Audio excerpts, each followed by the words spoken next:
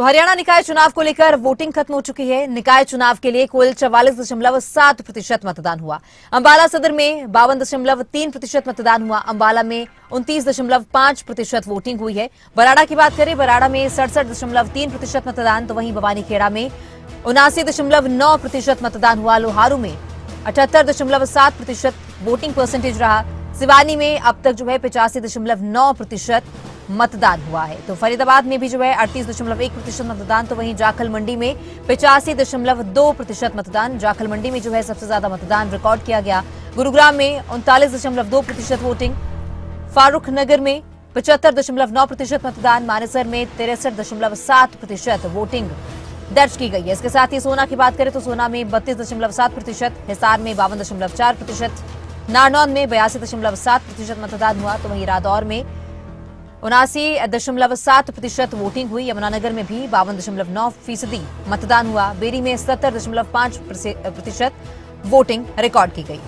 तो 12 मार्च को नतीजे घोषित किए जाएंगे और आज तमाम लोगों की ओर से, सभी लोगों की ओर से बढ़ चढ़कर अपने मताधिकार का इस्तेमाल किया गया है। सफेदों में 81.5% मतदान हुआ, तो वहीं तावड़ू में 78% मतदान रिकॉर्ड किया गया।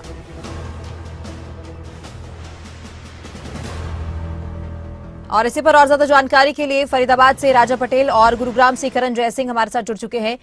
करण, गुरुग्राम में भी वोटिंग खत्म हो चुकी है। फाइनल तस्वीर गुरुग्राम में क्या देखने को मिली? कितने परसेंटेज मतदान वहां पर रिकॉर्ड किया गया?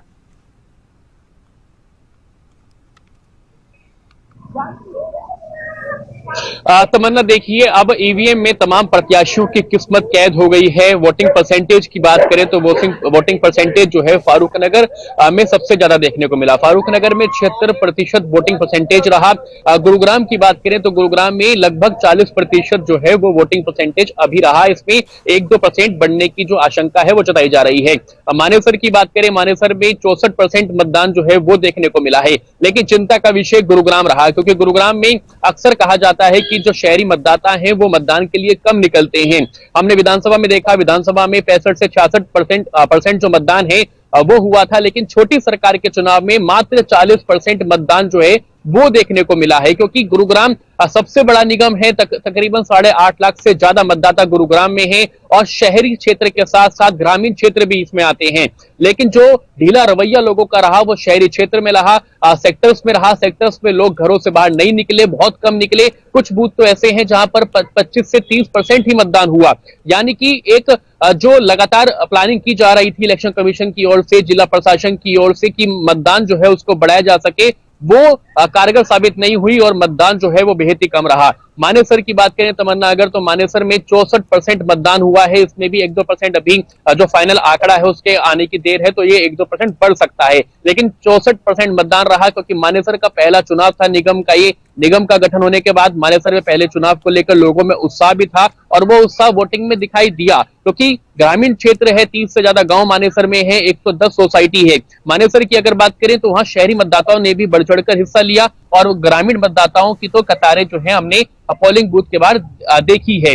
तो कहीं ना कहीं गुरुग्राम में जिस तरह से ढीला रवैया रहा, सुस्त रवैया रहा मतदाताओं का, वो चिंता का विषय है। अब जो किस्मत है वो ईवीएम में कैद हो गई है। ईवीएम को स्ट्रॉन्ग रूम में रख दिया गया है और कड़ी सुरक्षा के बीच ईवीएम को रखा गया है। बहरहाल देखना यह होगा तमन्ना कि 12 तारीख को जब ये ईवीएम खुलेगी तो जीत का ताज किसके सर पर बनता है। बिल्कुल, हमारे साथ राजा पटेल भी बने हुए हैं फरीदाबाद से। राजा, फरीदाबाद में भी कांग्रेस और बीजेपी के बीच ही मुख्य मुकाबला देखने को मिला। वोटिंग परसेंटेज क्या रहा और क्या अहम मुद्दे रहे जिनको लेकर लोगों ने आज वोट किया है?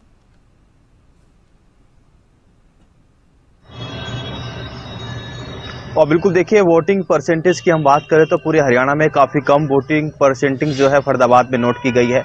और जो फाइनल आंकड़ा है 35.4% वोटिंग परसेंटेज देखने को मिली है, तो बेहद कम।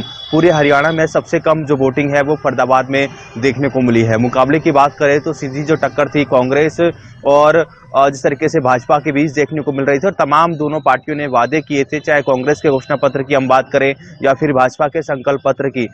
स्थानीय निकाय चुनाव को लेकर दोनों ही पार्टियों ने अपने अपने घोषणा पत्र जारी किए थे और मजबूती के साथ चुनाव लड़ने की बात कर रहे थे। पर जिस तरीके का आज का जो आंकड़ा है वोटिंग परसेंटेज का, तो साफ तौर पर नाराजगी यहाँ पर लोगों की जाहिर होती हुई नजर आ रही है। सुबह से ही लगातार तमाम जो अलग अलग पार्टियों के नेता हैं उन्होंने लोगों से, जनता से अपील की, मतदाताओं से अपील की थी कि आप अपने घरों से बाहर निकले और वोट करें। पर इस निराशाजनक कहीं ना कहीं वोटिंग परसेंटेज फरीदाबाद का रहा है, क्योंकि फरीदाबाद दिल्ली से सटा हुआ इलाका है और ऐसे में स्मार्ट सिटी के भी तमाम बड़े प्रोजेक्ट चल रहे हैं और जिस तरीके से शहरी क्षेत्र फरीदाबाद है, यहाँ पर जो वोटिंग प्रतिशत में काफी ज्यादा कमी और पिछली बार के मुकाबले देखने को मिली है।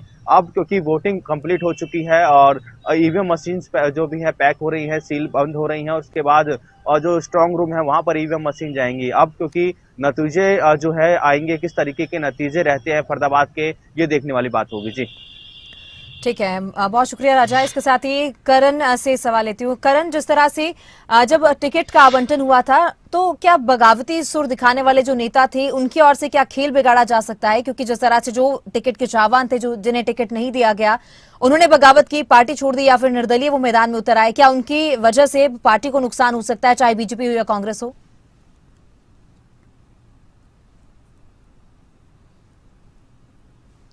बिल्कुल, क्योंकि कई मतदाता कई जो प्रत्याशी वो ऐसे थे उनको टिकट नहीं मिला, क्योंकि बीजेपी से अगर खासतौर पर बात करें तो लंबी लिस्ट थी दावेदारों की और उनको टिकट नहीं मिला तो वह निर्दलीय तौर पर चुनावी मैदान में उतरे। पार्टी ने उन्हें 6 साल के लिए निष्कासित भी किया। एक लिस्ट जो है वो जिला अध्यक्ष की ओर से जारी की गई थी, जिसमें तमाम 36 वार्ड के जो अलग अलग नेता थे जिन्होंने बगावती सुर दिखाए या फिर वो निर्दलीय तौर पर चुनावी मैदान में उतरे, उनको 6 साल के लिए निष्कासित किया गया।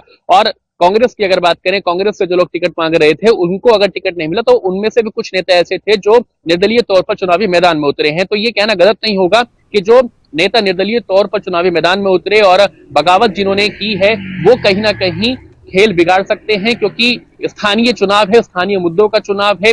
36 वार्ड गुरुग्राम में आते हैं और मानेसर की बात करें तो 20 वार्ड आते हैं। कई प्रत्याशी ऐसे हैं जो टिकट की मांग कर रहे थे, लेकिन टिकट ना मिलने पर उन्होंने निर्दलीय तौर पर चुनावी मैदान में उतरने का फैसला किया। और क्योंकि ये कहा जा रहा था बार बार कि लंबे समय से धरातल पर वो लोग मौजूद हैं और क्योंकि चेहरे का ये चुनाव था और इसी को मद्देनजर रखते हुए वो निर्दलीय तौर पर चुनावी मैदान में उतरे, तो कहीं ना कहीं जो इम्पैक्ट है वो डालने का काम जो है वो लोग जरूर करेंगे। हालांकि कई सीट ऐसी हैं, अगर हम वार्ड की बात करें तो वहां पर पार्षद उम्मीदवार जो हैं उनको बेहद ही ज्यादा संघर्ष भी करना पड़ा, चाहे पार्टी के उम्मीदवार हो चाहे निर्दलीय तौर पर हो, क्योंकि लोगों का यह कहना था कि हमारे बीच का जो व्यक्ति है हम उसको उसके साथ हैं, क्योंकि अगर कोई भारी उम्मीदवार आता है, कोई पैराशूट से उम्मीदवार आता है तो हमारी समस्या वो नहीं जानता, इसलिए कोई स्थानीय उम्मीदवार होना बेहद जरूरी है। और इसलिए कई जो प्रत्याशी हैं वो निर्दलीय तौर पर चुनावी मैदान में उतरे टिकट ना मिलने के चलते। तो बागियों के कारण कहीं ना कहीं पार्टियों का खेल जो है वो